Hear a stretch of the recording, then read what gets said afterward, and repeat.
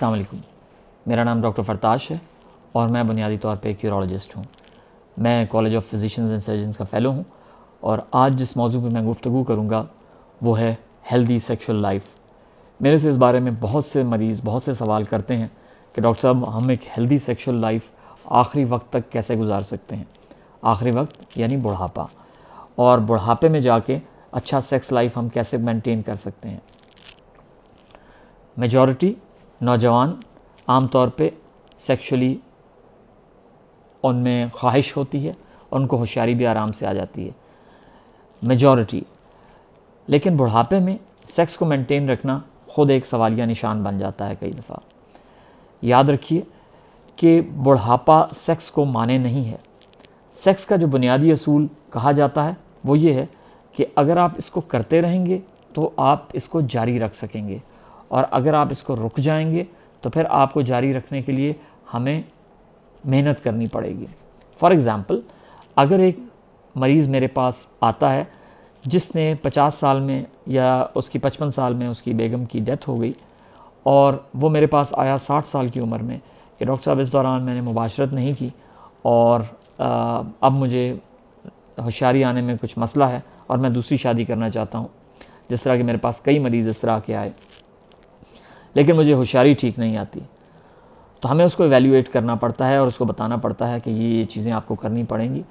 और उसके बाद जब हम उसको अद्वियात देते हैं तो हम उसको रीवैल्यूएट करते हैं और फिर दोबारा देखते हैं कि इसको होशियारी किस हद तक आई है। लिहाजा एक बुनियादी असूल तो ये है कि अगर आप सेक्स करते रहेंगे तो आप उसको जारी रख पाएंगे।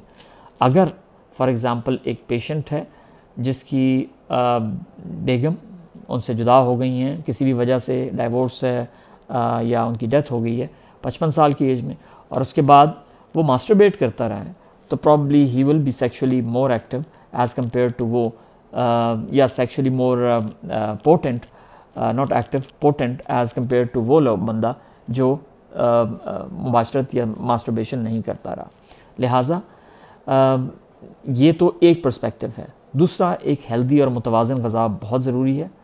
एक हेल्दी और मुतवाज़न ग़ज़ा और इसके अलावा एक बैलेंस्ड डाइट। हमारे माशरे में एक अच्छी खुराक से मानी मछली, तली हुई चीज़ें, मुरगन ग़ज़ाएँ, दुम्बा वग़ैरह लिए जाते हैं। साइंस इसको सपोर्ट नहीं करती। साइंस कहती है कि आप थोड़ा सा गोश्त, थोड़े से कार्बोहाइड्रेट्स, थोड़ा सा वाइटामिन्स, थोड़ा सा प्रोटीन्स, जिस तरह मैंने गोश्त कहा, वो एक मुतवाज़न ग़ज़ा की सूरत में लें और डेली एक्सरसाइज करें।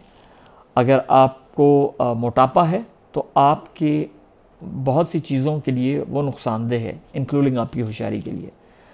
तो साइंस इस बात को सपोर्ट करती है कि आप एक मुतवाज़न ग़ज़ा रखें और एक सेहतमंद ज़िंदगी गुजारें जिसमें बाकायदा वर्जिश करनी ज़रूरी है। मुझसे बहुत से लोग ऐसे पूछते हैं कि डॉक्टर साहब कोई ऐसी खुराक भी है जिसको खाते रहने से हम सेक्स कर पाएंगे और बेहतर होंगे। मैं उनसे कहता हूँ कि एक मुतवाज़न ग़ज़ा ही असल चीज़ है, इसमें कोई ख़ास चीज़ें नहीं हैं।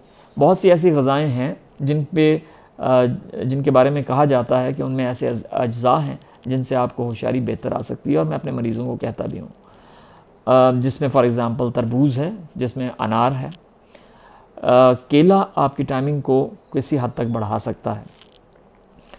ये थ्योरेटिकल चीज़ें हैं, लेकिन हमें पेशेंट को इवैल्यूएट करने के बाद सारी तफसीलात बतानी पड़ती हैं।